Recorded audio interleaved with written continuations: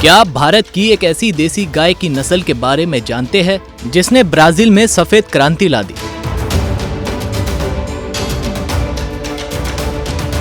अक्सर देसी गायों को पालना घाटे का सौदा माना जाता है। पशुपालक ऐसी नस्ल की गायों को पालना पसंद करते हैं जिसमें उत्पादन देने की क्षमता ज्यादा हो और लागत कम से कम आए।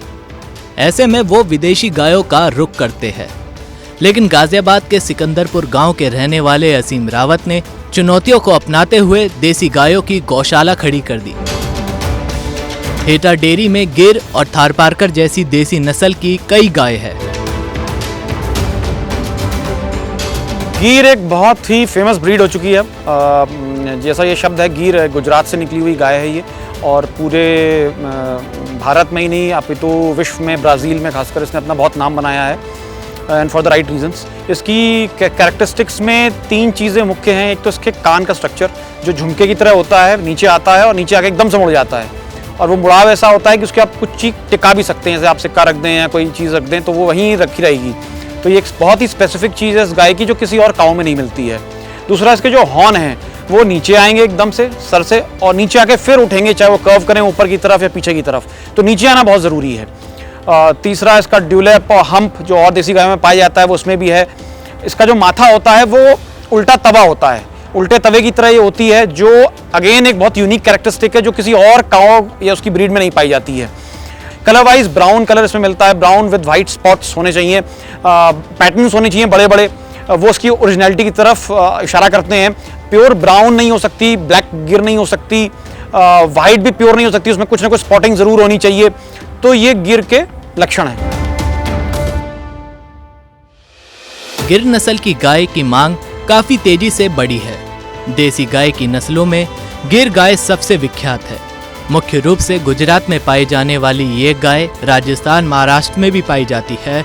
मध्य प्रदेश, हरियाणा, उत्तर प्रदेश से लेकर ये नस्ल ब्राजील तक मशहूर है। गिर पहले भी थी, आज भी है और आगे भी रहेगी। ब्राज़ील ने इस पे बहुत बड़ा काम किया है। तो ब्राज़ील की इकोनॉमी पहले जैसे अब है वैसी पहले नहीं थी, और उसमें गिर ने, ओंगोल ने और भी कुछ इंडिजिनस ब्रीड्स हैं, उन्होंने बहुत बड़ा रोल प्ले किया है। और 200 साल पहले या उससे भी पहले लॉटरी के जहाज़ों में ब्राज़ील से लोग आए, उन्होंने इस गाय को उपयुक्त पाया। जब यहाँ से वो उसको ले गए अपने यहाँ ब्राज़ील, तो उन्होंने देखा कि वहाँ पर ये बहुत अच्छे से परफॉर्म कर रही है ट्रॉपिक्स में, और वहाँ पर उन्होंने जेनेटिकली इस पर काफ़ी काम किया, ब्रीड वाइज इसको बेहतर बनाया और ज़्यादा मिल्किंग कैपेसिटी इसकी हुई चाहे, और वो जो है उसका फ़ायदा ये सबको मिला कि अब वो पूरे विश्व में जानी जाती है। सडनली A2 मिल्क देती है, सबसे पुराना जीन है काऊ का, कभी चेंज नहीं हुआ है, तो मिल्क क्वालिटी वैसी ही है जैसे आपको शायद 10,000 साल पहले ही होगी, वैसे ही एकदम अब आपको मिलती है। तो ये चीज़ बहुत यूनिक है इसकी। गिर नंदी की भी गिर गाय जैसी ही विशेषताएं है। गिर नंदी के पालन के लिए उसके पोषण का ध्यान रखने की जरूरत होती है।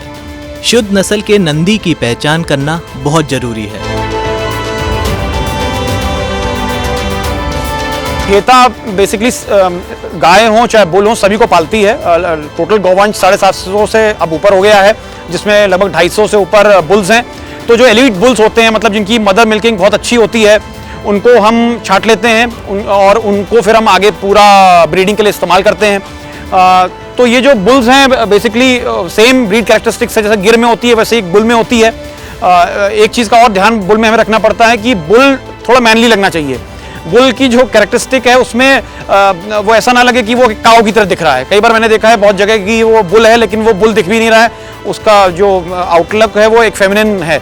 तो ये थोड़ा सा चीज़ ज़रूर ध्यान रखें जब आप एक बुल सेलेक्ट करते हैं कि it should look masculine and male, so basically you will have better gene characters. मतलब ये कोई सीक्रेट नहीं है, मतलब अच्छे बुल्स जो हैं वो कुछ ही टॉप ब्रीडर्स हैं, चाहे वो भावनगर के प्रदीप सिंह रावल जी हों या जसदन के महाराज हों, ठीक है। तो इनके पास बेहतर ब्रीड, पुरानी ब्रीड है, ठीक है। अगर आपके पास इनके पास से अगर आपको बुल मिल जाता है तो बहुत अच्छा है, काफ़ी कॉस्टली होता है और मिलता भी नहीं है, लेकिन ये बेहतर लोग हैं जिनके पास से आप अपनी ब्रीड ले सकते हैं। अगर आप बुल पालते हैं तो उसकी डाइट, उसको प्रोटीन एम्पल मात्रा में मिले ताकि उसकी ग्रोथ हो, घूमने की स्पेस मिले उसको, ठीक है। और उसकी ऑफ कोर्स आपने किसी को बुल छाटा है तो वो उसमें वो कैरेक्टरिस्टिक्स होनी चाहिए, तभी आपने उसको बुल बनाया, उसकी मदर मिल्किंग अच्छी होनी चाहिए, उसकी फादर की लाइन अच्छी होनी चाहिए। तो वो तो मैं मान के चल रहा हूँ कि आपने वो देखा है। अब उसकी डाइट की बात है या उसके रहने और उसके खुला जो उसको जगह मिलती है, वो अगर आप थोड़ा बहुत भी ध्यान कर लेते हैं तो I think you will have a very good bull in your heard.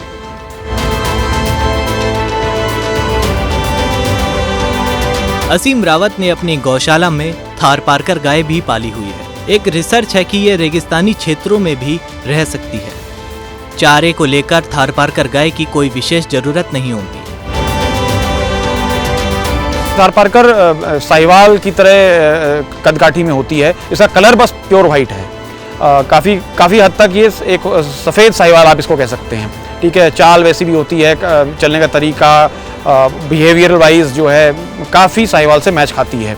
इसका गल कंबल काफ़ी बड़ा होता है, हम काफ़ी अच्छी डिफाइंड होती है, और इसके पेट के नीचे भी एक खाल होती है जैसे साहिवाल को होती है, ठीक है। तो ये इसकी मुख्य चीज़ें हैं। सींग छोटे गोल होते हैं ऊपर की तरफ, जो है जो और ब्रीड से इसको डिस्टिंग्विश करते हैं।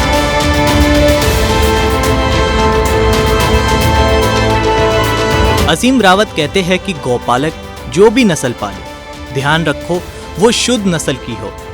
आपके पास जो भी नस्ल हो उसे और बेहतर बनाने की कोशिश करें। देसी गायों का पालन एक बेहतरीन विकल्प है, क्योंकि इनके पशुधन से न केवल डेयरी उत्पाद बल्कि गौमूत्र और गोबर का इस्तेमाल आयुर्वेदिक दवाइयाँ बनाने में भी किया जाता है। इंसान की तरह ही ये भी तनाव मुक्त वातावरण पसंद करती है, इसलिए इनका पालन पोषण भी ऐसे ही वातावरण में करें।